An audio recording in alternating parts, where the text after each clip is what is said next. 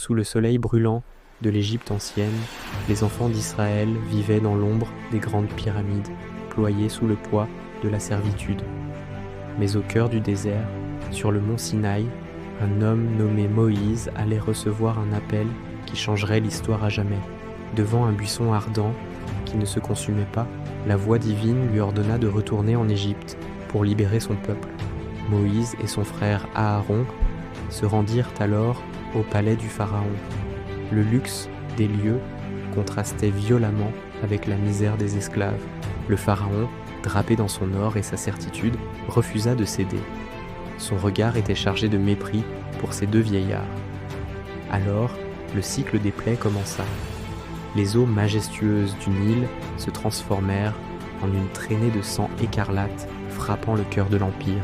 Puis, une nuée de sauterelles envahit le ciel, obscurcissant le soleil et dévorant les récoltes de ceux qui refusèrent d'écouter. Enfin, une obscurité profonde et surnaturelle enveloppa les cités égyptiennes, plongeant le royaume dans un silence de mort. Dans l'intimité de leur foyer, les familles juives se préparaient pour le grand départ, marquant leurs portes d'un signe d'espoir. Au lever du soleil, une foule immense s'ébranla. Hommes, femmes et enfants quittèrent les ruines de leur ancienne vie vers un futur incertain. Leur marche les mena devant l'immensité de la mer Rouge. Derrière eux, le bruit des chars de Pharaon grondait comme un tonnerre lointain. Cerné par l'armée et les flots, Moïse leva son bâton. Un vent puissant se leva et le miracle le plus grandiose de l'Exode s'accomplit. Les eaux se divisèrent, formant deux murs de cristal géants. Un chemin sec s'ouvrit, permettant au peuple de traverser vers la liberté.